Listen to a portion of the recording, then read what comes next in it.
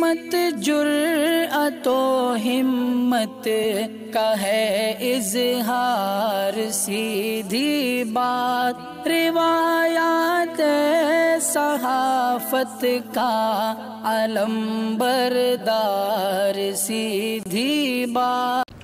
नाज़रीन गिरामी अस्सलामु अलैकुम रहमतुल्लाहि व बरकातुहू। सीधी बात के ताज़ा तरीन प्राइम टाइम में आप लोगों का इस्तकबाल है। नाज़रीन गिरामी, मैं अंसार अज़ीज़ नदवी इस वक्त आप लोगों के सामने कुछ अहम तरीन ख़बरें, कुछ वायरल वीडियोस और कुछ तनकीदी तज़्ज़िये लेकर के हाज़िर हुआ हूँ।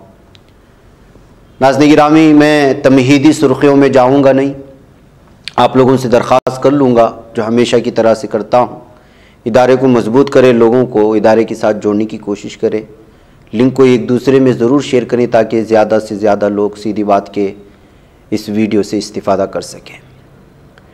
नाज़रीन गिरामी, ऐसा महसूस होता है कि अब ये हिंदुओं का त्यौहार दूसरों को तकलीफ़ दिए बिना शायद ही उनकी खुशी पूरी नहीं हो रही है।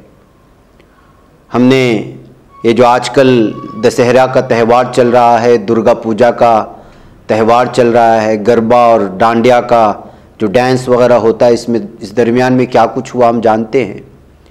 दो वीडियो में इस वक्त आप लोगों के सामने दिखाऊंगा कि किस तरह से इस वक्त ये लोग एक तो डीजे की ज़रिए से बिलखुसूस मुसलमानों को चिढ़ाने वाले गाने चलाते हैं, डीजे में हथियारों की नुमाइश करते हैं, धमकियां देने के लिए कहें या जो कुछ भी, जबकि ये इल्लीगल है, ये गैर कानूनी है, लेकिन इसके ख़िलाफ़ पुलिस कोई कार्रवाई नहीं करती।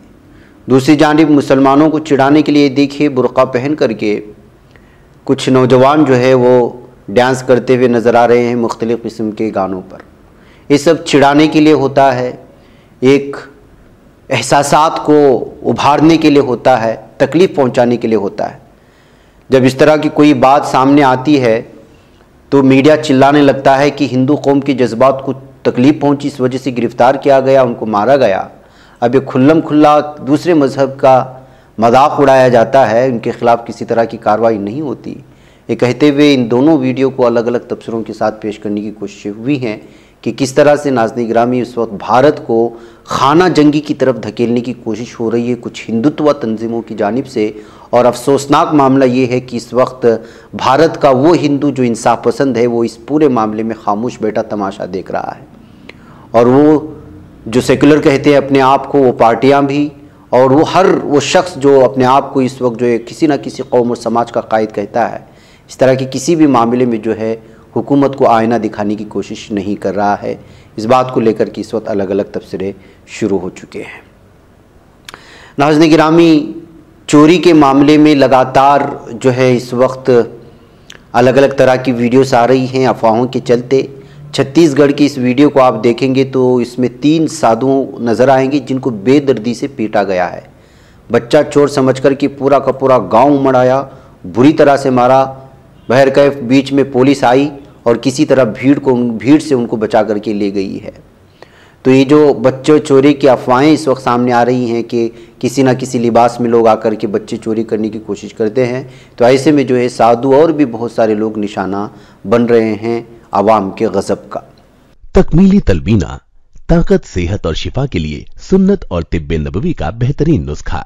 अपनी ताकत व सेहत को बढ़ाने और हमेशा बाकी रखने के लिए हर रोज सुबह नाश्ते में खुद भी इस्तेमाल करें और अपने घर वालों को भी इस्तेमाल कराएं। इसी तरह आप अपने इलाके में तकमीली तलबीना का बिजनेस करके हर महीने 15 से 25 हजार रुपए तक आसानी से कमा सकते हैं। मजीद जानकारी हासिल करने के लिए अभी कॉल करें 9890963757। Takmili food products private limited, Malegaon, India. नाज़रीन गिरामी, एक और वीडियो में आप लोगों के सामने रखना चाहता हूं कि आखिर ये नफ़रत कहाँ जाकर के ख़त्म होगी, कुछ समझ में नहीं जा रहा। जैसे मैंने पहले के खबर की तफसीर में कहा कि इस वक्त भारत को खाना जंगी की तरफ धकेला जा रहा है और इसका हर कोई जो है गुनहगार होगा जो खामोश बैठेगा। ये 3 हिंदू हैं, नौजवान हिंदुत्व जहनीत के हामिल होंगे शायद, इसलिए कि एक आम जहनीत का हिंदू इस तरह की काम नहीं करता। तेलीधी विलेज आता है झारखंड के गिरिडीह डिस्ट्रिक्ट में, वहाँ के एक मस्जिद में घुस करके पेशाब करने की कोशिश की है। एक नमाजी ने इसको देख लिया तो फिर उनको पकड़ लिया और फिर अचानक देखते ही देखते पूरा गांव मस्जिद के सामने जमा हो गया। तो नाज़रीन गिरामी, किस किस तरह से हालात ख़राब करने की कोशिश होती है। अब मस्जिद में पेशाब करने से इन लोगों को क्या मिलेगा।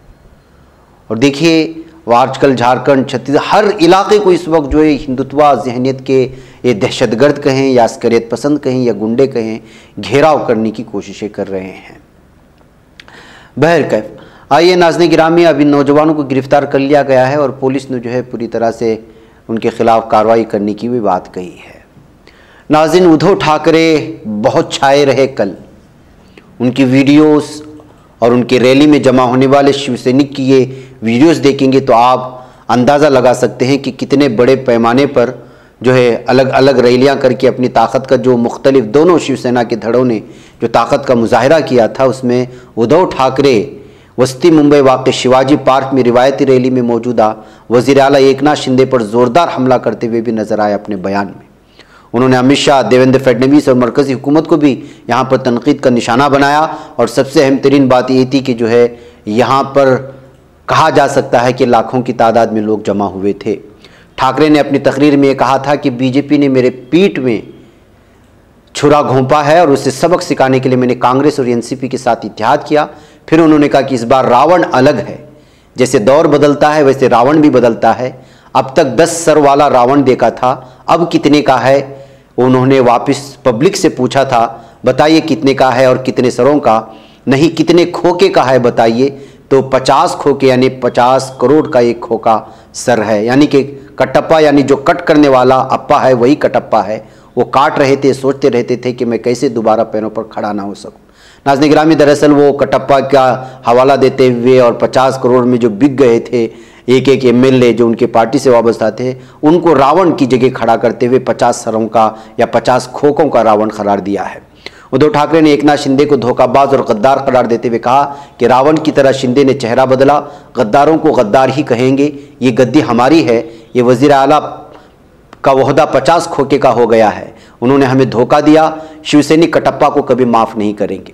अपनी बात को आगे बढ़ाते उद्धव ये भी कहते कि मुझे सिर्फ एक ही बात बुरी लगी और उस पर गुस्सा भी आता है कि जब मुझे अस्पताल में दाखिल कराया गया तो जिन लोगों ने मैंने रियासत की जिम्मेदारी दी वो कटप्पा बन गए और हमें धोखा दिया। वो मुझे काट रहे थे और सोच रहे थे कि मैं अस्पताल से कभी नहीं लौटूंगा। उद्धव ठाकरे ने यह भी कहा कि जिन्हें हमने सब कुछ दिया उन्होंने हमारे साथ धोखा किया और जिन्हें कुछ नहीं दिया वो सब एक साथ हैं। ये सेना एक या दो की नहीं बल्कि आप सभी की है, जब तक आप मेरे साथ हैं और पार्टी का लीडर रहूंगा। ये कहते हुए उन्होंने जो बहुत बड़ा जम्मे गफीर यहाँ पर जमा हुआ था वहाँ पर जो है बीजेपी को और जो है एकनाथ शिंदे को कटप्पा कहते हुए उनको गद्दार करार दिया है।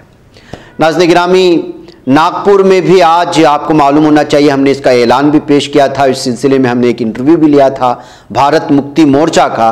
वहाँ पर आज दफ्तर का घेराव होने वाला था आरएसएस का और घेराव करने के लिए पहुँचे थे तो लेकिन जो है वहाँ पर एहतिजाज के दरमियान एहतिजाजियों को पुलिस ने गिरफ्तार कर लिया है और भारत मुक्ति मोर्चा और बैमसफ के चीफ वामन मिश्राम को भी गिरफ्तार कर लिया गया है और हिरासत में लेने की कोशिश हुई है। आपको मालूम होना चाहिए कि मुख्तलिफ मसाइल को लेकर के और इस वक्त जो सूरत हाल भारत में बन रही है उसका सब जिम्मेदार नागपुर में मौजूद आरएसएस और उसका दफ्तर बताते हुए बैमसफ के हज़ारों की तादाद में लोग जो है इस वक्त आरएसएस के दफ्तर का घेराव करने पहुंचे थे। उसकी तैयारी गुज़िश्ता कई महीनों से चल रही थी। इस दरमियान में जो है पुलिस ने वो जहाँ पर रिहाइश पजीर थे वहीं से उनको गिरफ्तार करके ले गए हैं और हिरासत में ले लिया गया है। जबकि जो है इनकी गिरफ्तारी को लेकर के भी इस वक्त बहुत बड़े पैमाने में लोग जो एहतिजाज करने लगे हैं। उनकी गिरफ्तारी को गैर कानूनी बताया जा रहा है, जबकि पुलिस का कहना है कि उनसे इजाज़त नहीं ली गई और कई मरतबा उनसे कहा कि हमारा ताउन करें, लेकिन उन्होंने नहीं माना। ये गैर कानूनी एहतिजाज था जो दफ्तर का घेराव हो रहा था आरएसएस के, इसलिए उनको गिरफ्तार कर लिया। नागपुर की कमिश्नर पुलिस ने तंजीम को एहतिजाज की इजाज़त न देने की बात कही है। जबकि जो है वामन मिश्राम और उनके तमाम लोगों का जो सैकड़ों की तादाद में यहाँ जमा हुए थे उनका मानना था कि हम जो है एहतिजाज करना चाहते हैं अपने मुतालबात को लेकर के, तो फिर हमको एहतिजाज करने के लिए किसी की इजाज़त लेने की क्या ज़रूरत है। कहते हुए नाज़रीन गिरामी, आपको मालूम होना चाहिए कि बैमसफ एक बहुत बड़ी तंजीम है जिसमें दलित, कबाइली, पिछड़ा तबका SC ST से वाबस्ता लाखों लोग जो है BAMSF के कारकुनान हैं। उसके बहुत सारे अलग अलग तरह की ज़ैली तंजीमें हैं, जिसमें भारत मुक्ति मोर्चा भी एक है। उसी के ज़ेर तहत जो है आज ये घेराव होने वाला था RSS के दफ्तर का, और वहाँ पर अपने मुख्तलिफ मुतालबात रखने वाले थे, लेकिन पुलिस ने एहतिजाज के आगाज़ में ही वामन मिश्राम को गिरफ्तार कर लिया। नाज़रीन गिरामी, मुकेश अंबानी को जान से मारने की धमकी देने वाला मुलजिम राकेश कुमार मिश्रा को बिहार के दरभंगा से गिरफ्तार कर लिए जाने की खबरें आ रही हैं। राकेश की उम्र 30 साल है और धमकी आमेज मामले में उसके खिलाफ IPC की दफ़ा 506, 2 और 507 के तहत मुकदमा दर्ज कर लिया गया है। आपको मालूम होना चाहिए कि दरभंगा में मौजूद 30 साल नौजवान राकेश कुमार मिश्रा ने लेंस फाउंडेशन में फ़ोन करके रिलायंस इंडस्ट्रीज लिमिटेड के मैनेजिंग डायरेक्टर मुकेश अंबानी और उनकी बीवी नीता अंबानी को जान से मारने की धमकी दी थी। रिपोर्ट के मुताबिक मुंबई जोन 2 के DCP नीलू तिप्पल ने कहा कि बुध के रोज एशियन रिलायंस अस्पताल के लैंडलाइन पर यह कॉल मौसूल हुई थी। उसके बाद लगातार तहकीक की जा रही थी और अब तक क्यों धमकी दी, इसकी वजह अभी तक सामने नहीं ला रही है। पुलिस इस सिलसिले में जो है तहकीकात कर रही है। नाज़रीन गिरामी, NDTV से जो है रवीश कुमार ने नाता तोड़ लिया है, इस तरह की खबरें आ रही हैं। अब वो अपनी खिदमत जो है आपको YouTube के हवाले से देंगे। रेडियो रवीश में आपका इस्तकबाल है। NDTV हिंदी के रवीश कुमार YouTube पर रेडियो रवीश के नाम से नमूदार हुए हैं। ये पॉडकास्ट का दौर है, इसलिए अगर वो अपने पॉडकास्ट कहीं और लेकर आते तो इतना मज़ा ना आता जितना YouTube पर पॉडकास्ट ला करके दिया है। दिन रात TV पर नजर आने की वजह से उनकी अपनी साफ सुथरी सोच, माशरे की दुखी लोगों के साथ खड़े होने और उनकी फ़िक्र को अपनी ज़बान में पेश करने का उनका अपना ही अंदाज़ है। उन्होंने TV पर सहाफ़त का अपना अंदाज़ वज़ा किया। NDTV एक बुरे दौर से इस वक्त गुजर रहा है। उसके मालिक प्रणय राय ने इस सरमायादाराना निज़ाम में चैनल खड़ा किया, लेकिन इस बुनियाद पर उनकी सहाफ़त, उनके रवैये, उनकी शिराकत को नज़रअंदाज नहीं किया जा सकता। NDTV पर अडानी का कंट्रोल बढ़ने वाला है, ऐसे में रवीश कुमार वहाँ कैसे रह सकते हैं? कल मैं गलत साबित हो सकता हूँ, लेकिन रवीश अपनी शबीह पर समझौता करना पसंद नहीं करेंगे। तो YouTube पर रवीश के नए अंदाज के रेडियो रवीश में खुश आमदेद, तैयार रहें, ये कहते हुए उन्होंने जो है इस वक्त पूरी तरह से YouTube से अपनी खिदमत अंजाम देने का ऐलान कर दिया है। नाज़रीन गिरामी, मुल्क में जो माहौल चल रहा है, इन हालात में रवीश हों, आशुतोष हों, अजित अंजुम हो, पिण्य परसुन वाजपेयी हो, जैसे TV चेहरों को YouTube पर रहने की ज़रूरत है। हम जैसे लोग भी अपने अपने अंदाज में मसरूफ़ हैं। हम सब आपको मुफ्त में मवाद सिखाते और दिखाते हैं। आपकी जेब से कुछ नहीं निकल रहा है। आपने किसी अंबानी मित्तल की दुकान से इंटरनेट डेटा पे ख़रीदा होगा, हमें उससे कोई फ़ायदा नहीं होता, इसलिए आपके लिए हमारी बातचीत को जारी रखना ज़रूरी है। ये कहते हुए भी उन्होंने जो है एक पैगाम लोगों तक पहुँचाने की कोशिश की है। इसलिए मैं बारहा लोगों से अपील करता हूँ नाज़रीन गिरामी कि आज़ादाना तौर पर जो सहाफ़त कर रहे हैं, कुछ चेहरे इस वक्त बच चुके हैं, वो अगर कभी आपके पास ताउन को अपने इदारे के लिए, अपने छोटे मोटे चैनल जिस हद तक भी वो कोशिश करते हैं सच बयान करने की, तो कोशिश करें कि जो है आज जब सिर्फ जुल्म का बोलबाला है, नाइंसाफ़ी का बोलबाला है, अदलिया जो है वो पूरी तरह से एक तरफा मामला अपना रही है, यहाँ की कवानीन, पुलिस, इंतज़ामिया, वो सारे शोबे जो एक सेकुलर मुल्क के लिए बहुत मजबूत और जो है एक तरफा नहीं होना चाहिए, वो सब तरफदारी की तरफ आ चुके हैं।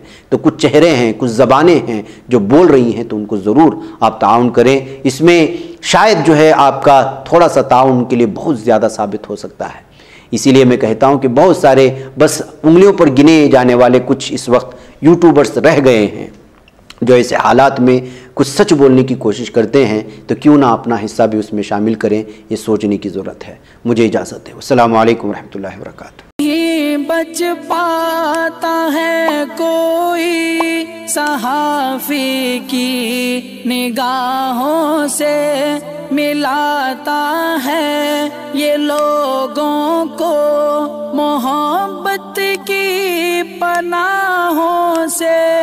करम और दर्द मंदी का है एक संसार, सीधी बात अज़ीमत जुर्अतो हिम्मत का है इज़हार, सीधी बात अज़ीमत जुर्अतो हिम्मत का है इज़हार, सीधी बात। ये चैनल हक निगर बन कर कुचल देता है फितनों को,